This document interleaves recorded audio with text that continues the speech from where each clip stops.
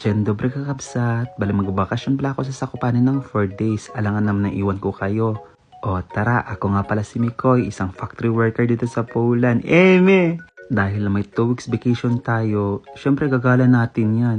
Bale mahaba-haba pa naman yung biyahe natin simula sa Gliwice hanggang Zakopane 6 hours. Ang masaklap pa nga ni pagdating natin sa Krakow, bilipat pa tayo ng ibang train papuntang Zakopane.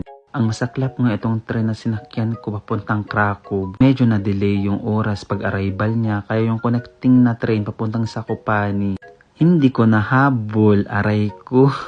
So, anong gagawin? Buti na lang nakilala ko itong mga turista galing Toronto, Canada na nagbakasyon sila dito sa Poland papuntang Zakopane. Narinig ko kasi sila na nag-i-English. Kaya naman tinanong ko pa sa kanila kung alam nila yung information office para mapagtanong kung paano yung refundable ba.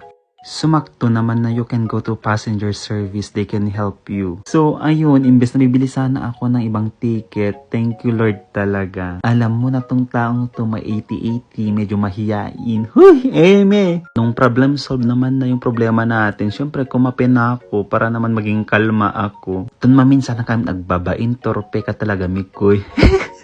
Maswerte nga din ako kahit hindi ako nakasakay ng train kasi itong pinalit nilang train yung 2 hours lang yung biyahe papuntang Krakow to Zakopane. Tapos may palibreng tubig pa. Itong nasakyan kong train is 2 hours lang Krakow to Zakopane, pero pag ibang train to yung normal na train na abot ng 4 hours or 3 hours. Depende sa train sa sasakyan mo. Pag ganitong kagandang view pa naman, alam mo na malapit ka na sa Zakopane. Parang Switzerland vibes siya or parang Baguio City sa Pilipinas. Diba ang ganda? Sa train pa lang sobrang ganda ng view. Hindi ka talaga mabuboring dito, promise, kahit wala kang kasama. Sobrang ganda! Pagkarating ko na din sa Zakopane, nakikita ko yung Tatra Mountain na super excited na ako. Kaso nga lang search ako sa Google kung anong weather dito sa Zakopane. Maulan ng weekend. Sana hindi naman mag-accurate. Bali, pangatlong beses na pala ako pumunta dito sa Zakopane. Yung una kasi 1-day trip lang. Tapos nung winter, nag 5 days kami dito. Ngayon pa summer naman na masusulit ko na siguro kasi 4 days tayo dito. Grabe naman! Di baling umisit na basta makagala ng super.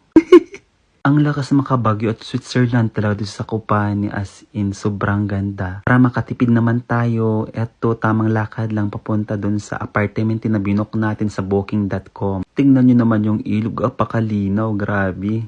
Bale 20 minutes lang pala yung lakarin hanggang train station hanggang sa apartment na binok ko. Para ma-experience ko naman yung pag-stay ko ng Zakopane, decide akong maglakad.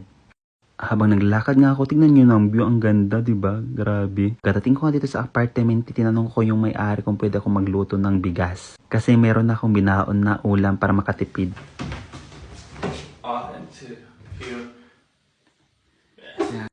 Tapos ito naman yung itsura ng kwarto kung saan kayo mag-stay ng 4 days and 3 nights.